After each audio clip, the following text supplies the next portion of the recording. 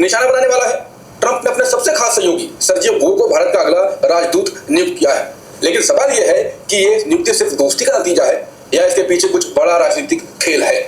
Sergio Gor Trump परिवार के करीबी रहे हैं और अब उन्हें साउथ और मिडिल ईस्ट एशियाई मामलों के लिए भी विशेष दूत बना दिया गया है। क्या इस फैसले के पीछे अमेरिका की भारत के खिलाफ टैरिफ नीति प्रशासनिक रणनीति हो सकती है? आइए जानते हैं वरिष्ठ पत्रकार मुकेश कुमार जी से। नमस्कार, मैं हूं अंकुर और आप देख रहे हैं सत्येंद्र का खास शो बेबाक मुकेश। मुकेश जी, अब राजदूत बनाए एकदम बिल्कुल जो पारिवारिक रिश्ते हैं, बेटे के साथ कंपनी स्थापित की, उनको क्या लगता है एकदम से? देखिए, सर्जियो गोर बहुत खास व्यक्ति हैं डोनाल्ड ट्रंप के। उनका जो पर्सनल डिपार्टमेंट था उसके डायरेक्टर थे और 4000 से ज्यादा नियुक्तियां उनके जरिए हुई हैं। तो ये रिकॉर्ड है, ये ट्रंप के गोर के सुपरविजन में। और ये सारी नियुक्तियों में उनका जो रोल रहा है वो मुख्य रूप से ये रहा है कि वो ऐसे लोगों का चयन करते थे जो लॉयलिस्ट हैं, वफादार है। सबसे पहली शर्त यह है कि आप ट्रंप के प्रति वफादार हैं या नहीं हैं। और इसी बिना पर उन्होंने जो एलन मस्क ने नासा के लिए सजेस्ट किया था उसको रिजेक्ट कर दिया था और उसके बाद एलन मस्क खासे नाराज हो गए थे और उन्होंने इन महोदय को, सर्जियो गोर को, सांप तक कह दिया था। तो ये वो लड़ाई का एक बड़ा मुकाम माना जाता है ट्रंप और एलन मस्क के बाद। फिर वो दोनों सेपरेट भी हो गए। तो ये इतने खास हैं कि अंदर घुसे हुए हैं ट्रंप के, बहुत ही कह सकते हैं कि दाहिने हाथ जैसे, है ना। उनको अगर उन्होंने इधर भेजा है भारत में राजदूत बनाकर और साउथ और मिडिल ईस्ट का विशेष दूत बनाकर, तो जाहिर है कि एक बड़ी जिम्मेदारी दी है।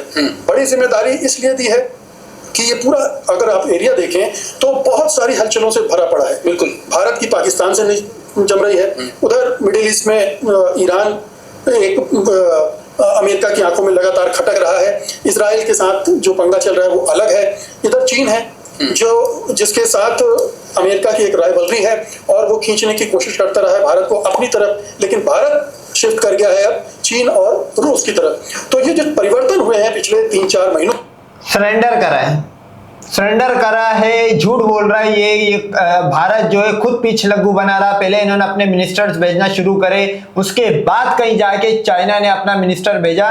तो ये जो भारत है ये खेमा तलाश करते फिर रहा था 10 मई के बाद, मैं किधर जाऊं। पहले तो दोनों पार्टियों ने इसको रखने से इनकार करा, फिर चाइना ने अपनी शर्तें मनवाई, टिकटॉक और ये फला ढिमकाना खुलवाया, अपना ट्रेड बढ़ाया, उसके बाद इसको खेमे में रखा और इसको लो टेयर में, मतलब इसको बिल्कुल नीचे, सिर्फ इसको खेमे में रखा है। इसको इतनी बोलने की कोई औकात नहीं होगी भारत की। उसने अमेरिका में भी एक हलचल पैदा की है।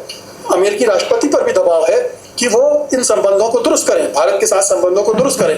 लेकिन जो ट्रंप का चरित्र है, जो ट्रंप का की आदत है, जो अहंकार है उनका, वो मुझे लगता है कि सर्जियो को भेजकर वो भारत पर दबाव बढ़ाना चाहते हैं, मोदी सरकार पर दबाव बढ़ाना चाहते हैं। और मुझे ये भी लगता है कि जो भारतीय कारपोरेट हैं, उद्योगपति हैं, वो उनको भी दबाव में लाने की कोशिश करेंगे। क्योंकि एक तरीका है ट्रंप का डीलिंग का कि वो देखते हैं कि इस देश के कौन से 10-15 बड़े बिलियनर हैं जिन पर दबाव डालो तो सरकार दबाव में आ जाती है।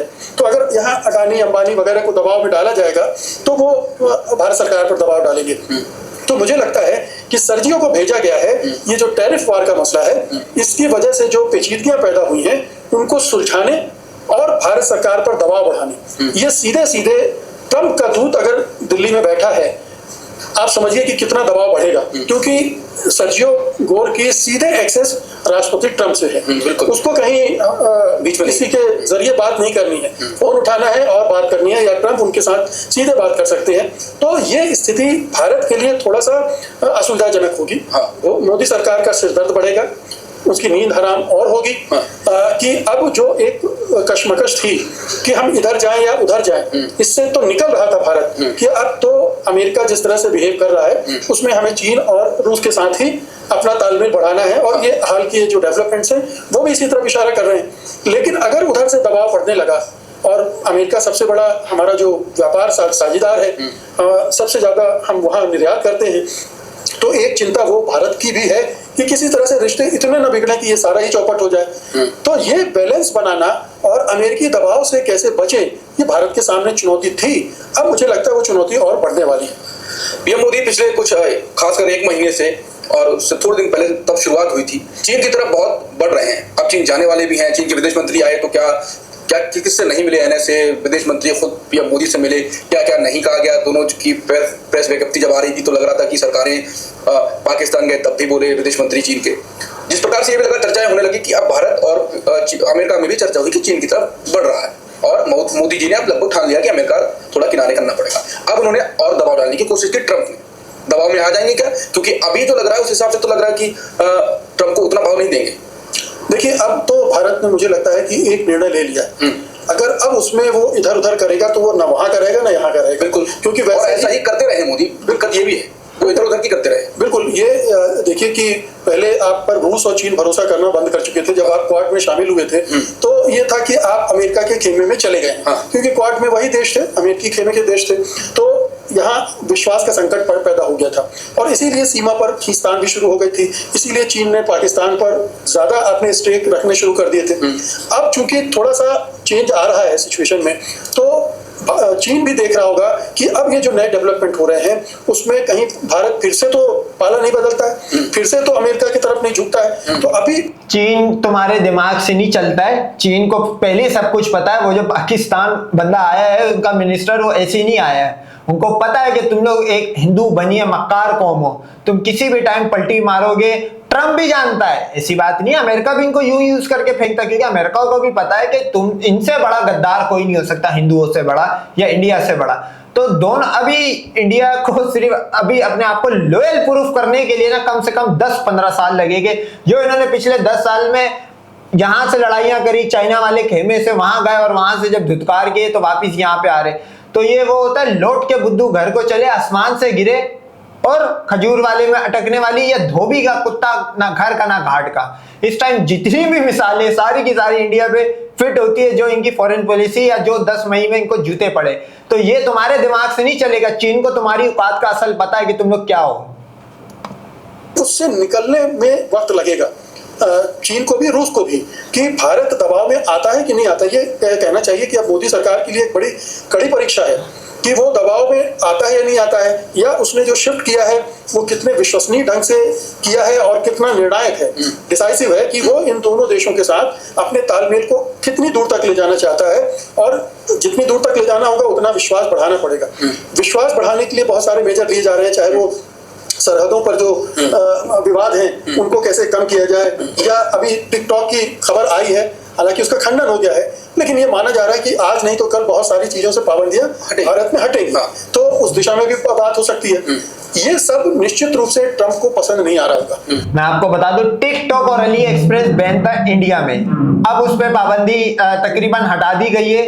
तो ये डेवलपमेंट हुई है। जो चाइना का जो ये बंदा आया था 59 के करीब कोई ऐसी चीजें हैं जिनसे पाबंदियां हटेगी एप्लीकेशन से। ट्रंप ने भारत को झटका तो देना चाहा था और भारत को दबाव में लाने की भी कोशिश की थी, बिल्कुल, लेकिन भारत छिटक कर दूसरी तरफ चला जाए ये उनके कैलकुलेशन में नहीं रहा होगा। देखो, ये इस टाइम वो आपने पुलिस के भड़वे की मिसाल सुनी है। भारत जो है वो इस टाइम भड़वा बना हुआ है। भारत नहीं, भड़वा बोल सकते हो आप। तो भड़वे की औकात आपको भी पता है, हमें भी पता है थाने में कितनी होती है, सही है।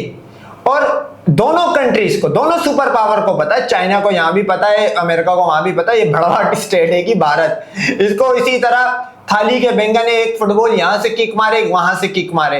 तो और पाकिस्तान भी इनको यही रगड़ते रहा। पाकिस्तान कोई भी नया वेपन बनाता है, अनाउंस कर दिया, फौरन जंग, मतलब ऐसी छोटी मोटी फाइट होती है 5-6 दिन की, उसमें सारे मिसाइल टेस्टिंग होती है। तो इनको हमने बेसिकली जो है टेस्टिंग ग्राउंड बनाया हुआ है। हमने, चाइना ने, अमेरिका ने, सारी पार्टीज हैं। अबे वो इजराइल, वो अपने ड्रोन टेस्ट कर रहा था पाकिस्तान के ऊपर के, वो तो अच्छा हुआ पाकिस्तान ने इतनी बुरी तरह गिराया कि इजराइल ने बोला कि नहीं भाई अब और पाकिस्तान की तरफ नहीं भेजना। पाकिस्तान ने भी खैर उसका काउंटर कर दिया था, फतह चलवा के वहां पे इजराइल और ईरान के वॉर में। अब ये परेशानी निश्चित रूप से वाशिंगटन में होगी कि भारत को इतना न दबाया जाए कि वो हमसे हमेशा के लिए और दूर चला जाए। और ट्रंप के अधिकारी बोल भी रहे हैं कि भारत को आप ना खो दें, क्योंकि ऐसा भारत के साथ आपको नहीं करना चाहिए। मान लीजिए, अरे भाई अब तुम्हारे वीजों की स्कूटनियां शुरू हो गई है अमेरिका में। ये पता नहीं क्या आप इनके, मतलब ये प्रोफेसर है, प्रोफेसर मुकेश कुमार। प्रोफेसर बनना बहुत बड़ी बात होती है, ऐसे कोई हर कोई नहीं बन जाता है। अभी कितना पढ़ा लिखा होगा पता नहीं, पीएचडी डॉक्टर भी है या नहीं, फिलहाल यहाँ तो इसने प्रोफेसर ही लिखा हुआ है।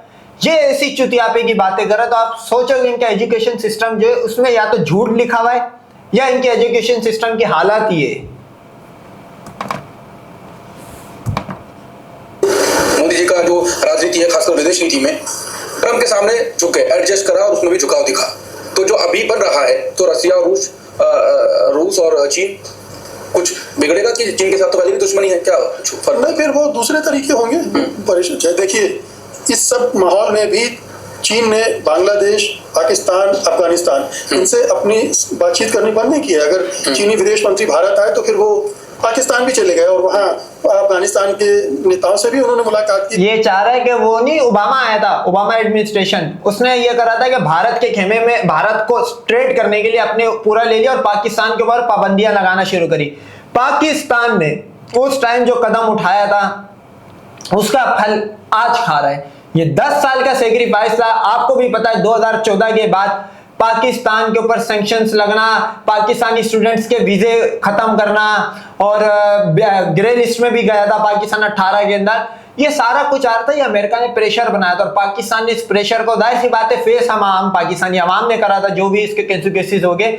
लेकिन आज पाकिस्तान देखो दोनों साइड पे इक्विवेलेंसी लेके चल रहा है, बैलेंस लेके चल रहा है। ये लग गए, ये होता है किसी एक बंदे के चक्कर में आके आप लड़ाई करोगे किसी दूसरे से जिससे आपका लेना देना नहीं है, तो आप यूं रगड़ में आओगे। दोनों पार्टियां रखने को तैयार नहीं है। आज यही डिस्कस कर रहे हैं, इंडिया बोल रहा है कि हम चाइना पे ट्रस्ट नहीं कर सकते पूरा, और इंडिया फिर एक और जगह ये बोल रहा है अमेरिका तो ट्रस्ट करने के लायक ही नहीं। अब बताओ ये जाए तो जाए कहां? टीमों के साथ में तस्वीरें भी आ चुकी हैं। तो ये चीन भी इतना कच्चा खिलाड़ी नहीं है कि वो पूरे दांव लगा देगा जब तक कि आप पूरी तरह से साथ नहीं जुड़े हैं। वो भी इंतजार कर रहा है कि देखे यूक्रेन वॉर रुकती है, उसके बाद हो सकता है कि 25% जो एक्स्ट्रा लगाया है वो हटा ले, या और दूसरे व्यापार के जो दूसरे टैरिफ के जो दूसरे इश्यूज हैं उसमें भी कोई कंसेशन मिल जाए तो कहीं भारत फिर से वापस वहां न चले जाए। तो वो इतना लॉन्ग टर्म की सोच कर चल रहा होगा। लॉन्ग टर्म का नहीं, इसको पता है तुम हिंदू बनी हो, तुम अपने भगवानों के भी नहीं हो। तुम वक्त आने में अपनी जो बंदा अपनी बहन बेटी का सौदा कर दे जो इनकी 1000 साल हिस्ट्री में, वो इनकी आपको फॉरेन पॉलिसी में भी दिखेगा। खून है, वही खून है, वही बिकाऊ माल खून है, वही गंदा खून है। ये तो वेट एंड वॉच की दिशा में होगा। कुछ प्रोग्रेस हो रही है, वो होने देगा, लेकिन ऐसा नहीं है कि भारत ने हाँ कर दी तो पूरा दांव उस पर खेल जाएगा। तो चीन का भी यही है, रूस का भी यही है। अलबत्ता ये जरूर है कि दोनों देश भारत को विश्वास दिलाने की कोशिश करने में लगे हुए हैं कि आप अगर हमारे साथ रहोगे। क्या गधे का बच्चा ये प्रोफेसर, इसका नाम होना चाहिए प्रोफेसर गधे का बच्चा कुमार, वो ऐसे चाइना, ये इंडिया जो इस टाइम चाइना को भरोसा दिला रहा है कि मैं ऐसा करूंगा, मैं वैसा करूंगा, जैसा तू बोलेगा मैं वैसा करूंगा, वो उनको भरोसा दिला रहा है। ये यहाँ पे क्या आवाम को बोल रहा है, क्योंकि ये खुल के बोल नहीं सकता, इस पे केस लग जाएगी। यहाँ पे ये आवाम को ये बोलना चाह रहा है कि ये दोनों पार्टीज भारत को भरोसा दिला रही। तो ये इनका एक अपना सेल्फ मेड प्राइड है जो इनके भगवानों का भी था, इनका भी है। तो ये अपनी ही दुनिया में जीते हैं। जब इनको बाहर जब जिस कंट्री में जाते इनकी रिस्पेक्ट नहीं होती तो ये बोलते यार ये क्या हुआ, हमारे मीडिया ने तो हमें ये बताया था और हमें पजीद वजीद कड़ी स्मेल और जॉब पे नहीं रख रहे, मार मार के भगा रहे। वो ये होता है। देखो ना अभी ये अपनी आवाम को क्या गाइड कर रहे हैं, यहाँ पे चूतिया बना रहे हैं। तो आपको ये चीजें मिलेंगी। चीन ने भी कह दिया कि हमारा बाजार खुला है, रूस ने भी कहा कि हमारे यहाँ आप अपने प्रोडक्ट्स बेचिए। तो दोनों ने ऑफर कर दिया है। सुरक्षा के मामले में भी रूस और चीन अगर आपके साथ जुड़ जाए तो आपकी सुरक्षा बेहतर ढंग से सुनिश्चित हो सकती है, फिर वो आपको लिए कोई खतरा इस क्षेत्र में नहीं है। तो ये तमाम चिंताएं हैं जिनको ये दोनों देश एड्रेस कर सकते हैं। और दूसरे विकल्प भी हैं भारत के लिए कि दूसरे बाजारों को भी टटोल ले, वो ब्राजील है, साउथ अफ्रीका है, वगैरह वगैरह, वहां भी अपने प्रोडक्ट के लिए, लेकिन उसके लिए थोड़ा सा टाइम चाहिए और वो टाइम लेकर भारत को करना चाहिए। लेकिन अगेन ये जो मैंने आपको बिलियनर वाली बात की, दो AA वाली बात की, अडानी और अंबानी वाली, एक वीडियो फुटेज आपने देखा होगा कि अभी ट्रंप के दरबार में मुकेश अंबानी और उनकी दंपति साथ साथ खड़े हैं, उनकी पत्नी साथ खड़े हैं और बिल्कुल बगल में सर्जियो गोर भी खड़ा है। तो ये कितनी निकटता है ये भी बता रहा है। अब अंबानी कहां तक घुसे हुए हैं ट्रंप के दरबार में, इसके भी संकेत मिल रहे हैं। अडानी को किस तरह से दबाया जा रहा है, या अडानी किस तरह से फंसे हुए अमेरिका में उनके केसेस की वजह से, और वो चाबी भी घुमाई जाएगी। ये वो साहब आएंगे तो ये चाबी भी घुमाएंगे। तो ये तमाम पहलू हैं इस पूरे नियुक्ति के, सर्जियो गोर के भारत में राजदूत के, इनको अभी हम आने वाले दिनों में अनफोल्ड होते हुए देखेंगे कि किस तरह से वो आकर मूव करते हैं और भारत सरकार के साथ संबंध बेहतर करने की दिशा में जा रहे हैं, या वो जो टैरिफ पॉलिसी है, मुझे नहीं लगता कि ट्रंप उस टैरिफ पॉलिसी को डाइल्यूट करने की कोशिश करेंगे, क्योंकि उसका उनके पास वही एक ब्रह्मास्त्र है, उसी का इस्तेमाल वो सब जगह कर रहे हैं। लेकिन अगर सद्बुद्धि आ गई हो कि एक बड़ा देश 145 करोड़ का मुल्क, इतना बड़ा बाजार हाथ से निकल रहा है और वहां के उद्योगपतियों का भी दबाव उन पर पड़ ही रहा होगा कि भाई भारत को थोड़ा संभाल के हैंडल करो, तो हो सकता है कि वहां भी चेंज आ रहा हो।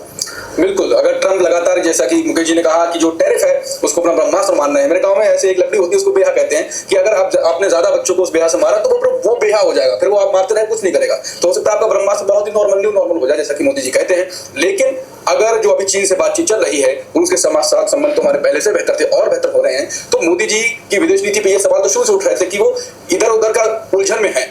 एक होता बैलेंस करना, एक होता उलझन में रहना, बैलेंस में भी अब तो मैं दोनों साइड से टाइट कर दिए, बेफिक्र।